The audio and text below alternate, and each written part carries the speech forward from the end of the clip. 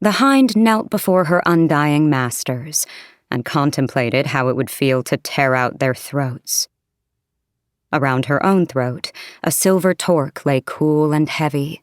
It never warmed against her skin, as if the taken lives it symbolized wanted her to endure death's icy grip as well. A silver dart on a Dreadwolf uniform, the trophy for a rebel wiped off the face of Midgard. Lydia had acquired so many that her Imperial Greys couldn't hold them all, so many that they'd been melted down into that torque. Did anyone in this chamber see the necklace for what it truly was?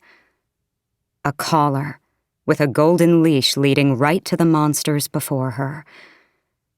And did those monsters ever suspect that their faithful pet sat at their feet and pondered the taste and texture of their blood on her tongue, on her teeth? But here she would kneel until given leave to rise, as this world would kneel until the six-enthroned Asteri drained it dry and left its carcass to rot in the emptiness of space.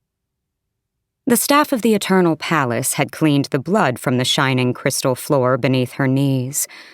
No coppery tang lingered in the sterile air. No errant drops marred the columns flanking the chamber, as if the events of 2 days ago had never occurred. But Lydia Servos could not let herself dwell on those events, not while surrounded by her enemies, not with Pollux kneeling beside her, one of his shining wings resting atop her calf. From another, it might have been a gesture of comfort, of solidarity. From Pollux, from the hammer, it meant nothing but possession. Lydia willed her eyes dead and cold, willed her heart to be the same, and focused on the two Fae kings pleading their cases. "My late son acted of his own accord," declared Morven, king of the Avalan Fae, his bone-white face grave. The tall, dark-haired male wore all black, but no heavy air of mourning lay upon him. "Had I known of Cormac's treason, I would have handed him over myself." Lydia flicked her gaze to the panel of parasites seated on their crystal thrones. Rigulus, veiled as usual in the body of a Fae teenage boy, propped his delicate chin on a fist. "I find it difficult to believe that you had no knowledge of your son's activities, considering how tightly you held his reins." Shadows whispered over Morven's broad shoulders, trailing off his scaled armor. "He was a defiant boy. I thought I'd beaten it out of him long ago." "You thought wrong," sneered Hesperus, the evening star, who'd taken on the shape of a blonde nymph. Her long, slim fingers tapped the glimmering arm of her throne. "We can only assume that his treachery stemmed from some decay within your royal house, one that must now be scourged." For the first time in the decades the Hind had known him, King Morven held his tongue.